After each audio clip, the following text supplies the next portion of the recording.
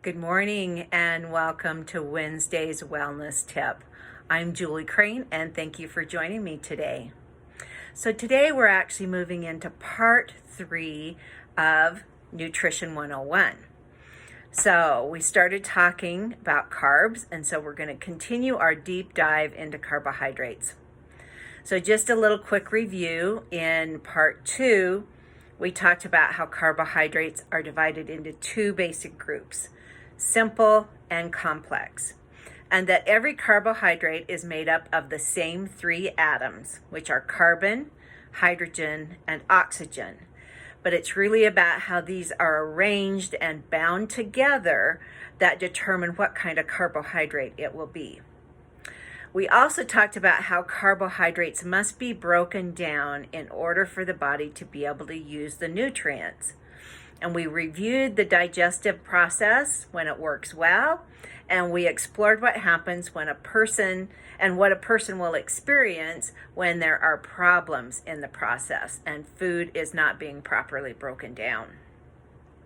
So today we're going to talk more about what are the primary functions of carbohydrates. What do they provide the body with, and can you do without them? So let's start into that. One of the primary functions of carbohydrates is to provide your body with energy. Now, most carbohydrates that you eat are digested and broken down into glucose before entering the bloodstream. That's the way we want it to happen. The body's most critical cells rely on exclusively receiving glucose for energy. Our brain cells and our red blood cells must have a steady stream of energy or they will die. So it's very important that we continue to have a continual stream going to our red blood cells and to our brains. Now, glucose is taken up in the blood, is taken up by the body cells, and then it is used to produce a fuel through a molecule called adenosine triphosphate.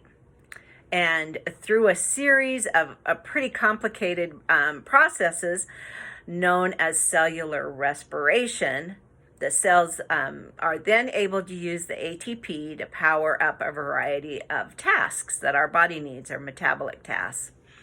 So you may remember that in the videos where we talked about sleep, we also mentioned ATP, or adenosine triphosphate. And it was in those videos that we learned that ATP, it occurs during sleep, particularly during the REM cycle. So during sleep, our body makes ATP to be used when we're awake. So the body will build up more ATP, again, when we're in a true REM sleep.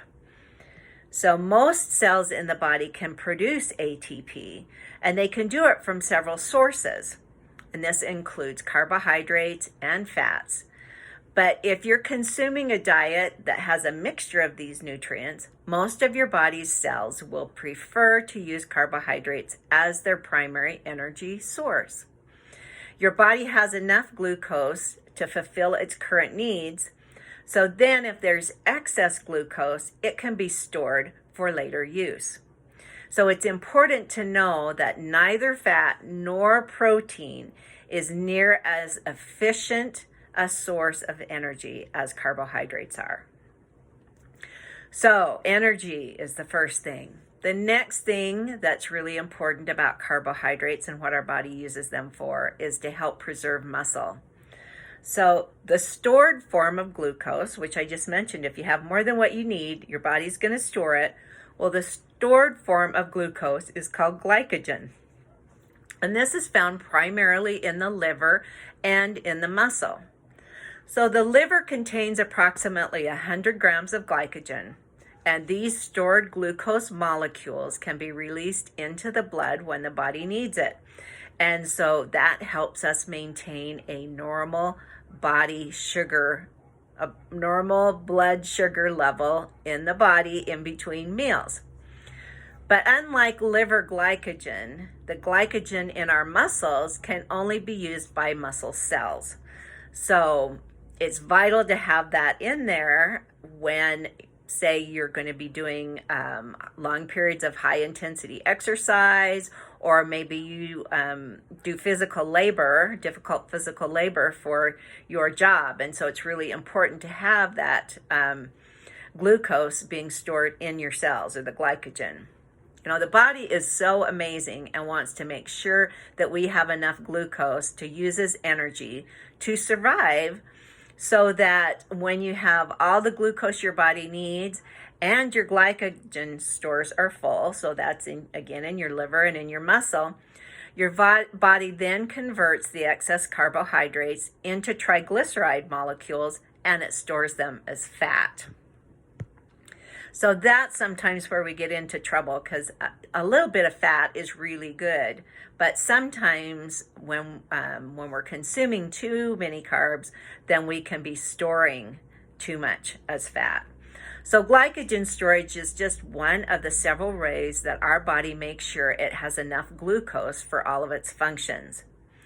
When glucose from the carbohydrates is lacking, so if you're not getting glucose via carbs, so this could be if you're just not consuming them, or maybe you're in a very low carb or no carb diet, what occurs is the muscle will start to break down into amino acids and convert into glucose to then create the compounds that are needed for energy.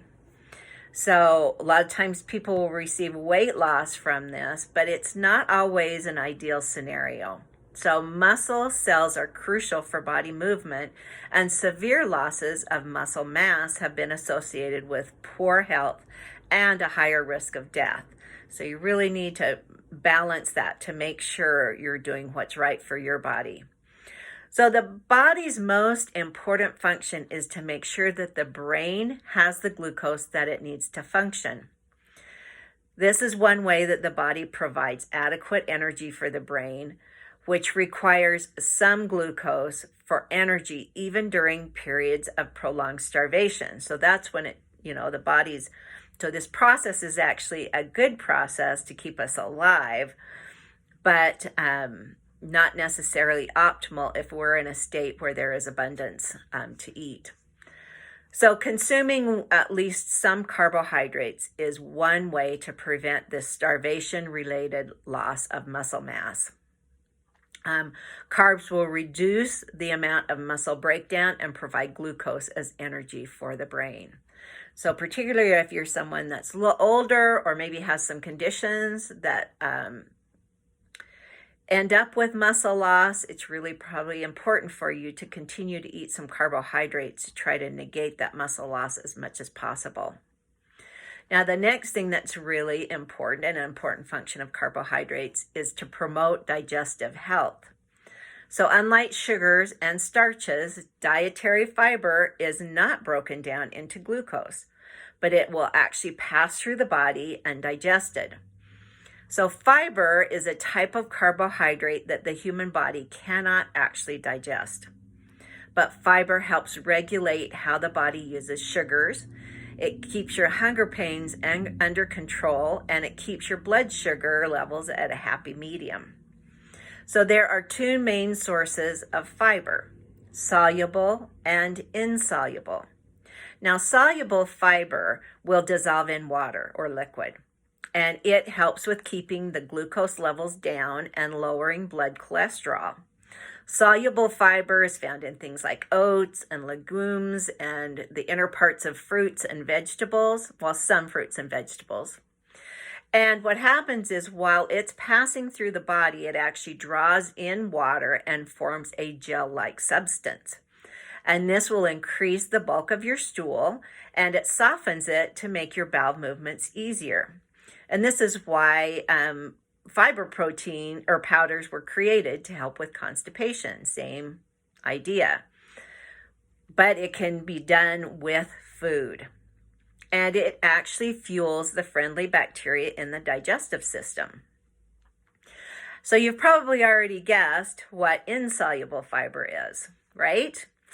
It is fiber that does not dissolve or break down in food or in water or liquid. So insoluble fiber helps alleviate constipation by adding bulk to the stools and making things move a little more quicker through the digestive tract. This type of fiber is found in whole grains and the skins and seeds of fruits and vegetables. Getting enough insoluble fiber helps protect against digestive tract diseases because it moves the waste through the digestive tract more quickly. Studies indicating, there was a study that they did that had over 40,000 men, and it found that a higher intake of insoluble fiber was associated with an almost 40% lower risk of diverticular disease. And that's a disease in which the body kind of develops pouches in the intestine. So weight gain and heart disease stem from a domino effect of not getting enough fiber.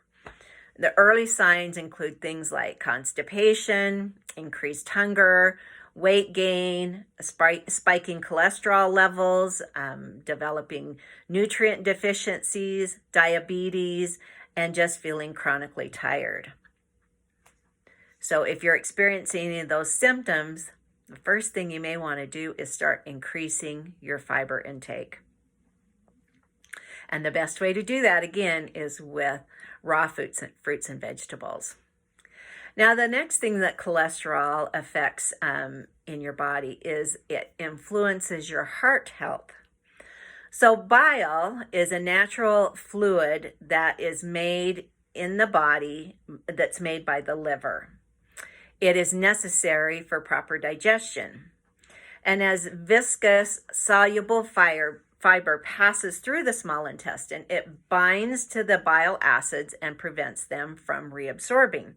So the good news is, to make more bile acid, the liver uses cholesterol that would otherwise be in the blood. So controlled studies have actually shown that when you're taking around 10 grams of a soluble fiber supplement called psyllium daily, that it can actually lower the bad cholesterol by about 7%. So again, increasing natural fiber in your diet does some really wonderful things. There was also a review of 22 observational studies that calculated the risk of heart disease and found that it was actually 9% lower for each additional 7 grams of dietary fiber that people consumed. Now, the next thing to keep in mind of what carbohydrates do is they actually help us with healthy blood sugar levels. So the body has a system in place to carefully monitor and regulate glucose levels. It's best explained kind of by the Goldilocks analogy, where it needs to be just right and not too much and not too little. It's important that our blood sugar levels remain somewhere between 60 and 100 milligrams per 100 milliliters of blood. And this is accomplished primarily through the use of the hormones insulin and glucagon. Now, insulin is released from the pancreas and glucagon is released from the liver. But these hormones are not all powerful, and eating plenty of dietary fiber can help support and benefit your blood sugar levels.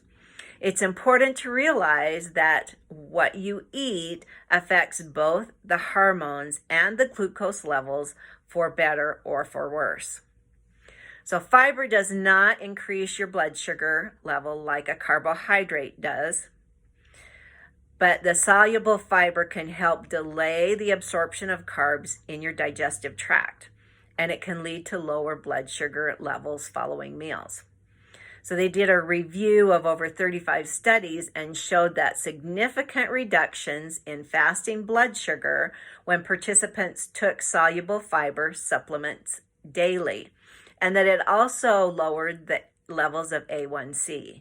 So if you're not familiar with that, A1C is a molecule that indicates the average blood sugar levels over the past 3 months. So a lot of doctors use the A1C level to actually determine more what's going on with the blood sugar over time. So anyway, although fiber reduced the blood sugar levels in people with prediabetes, it was actually found to be most powerful in people that had type 2 diabetes. But again, if we abuse the system and consume too many sugars, the system's going to break down.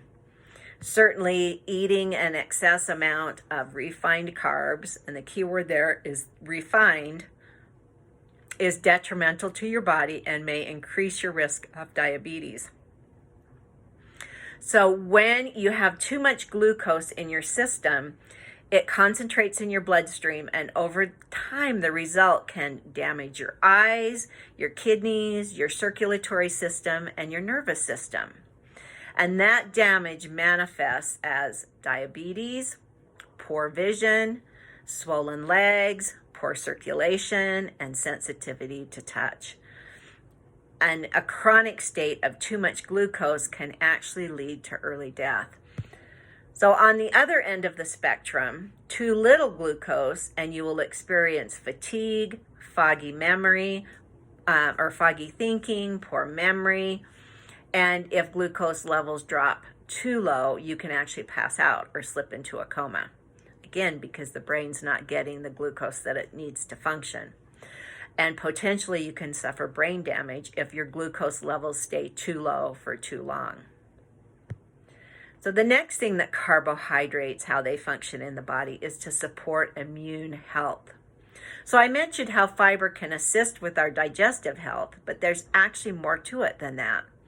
Within our gut microbiome is made up of trillions of little bacteria that work behind the scenes to keep our immune system healthy. The primary food for the good bacteria that live in our gut is a prebiotic fiber.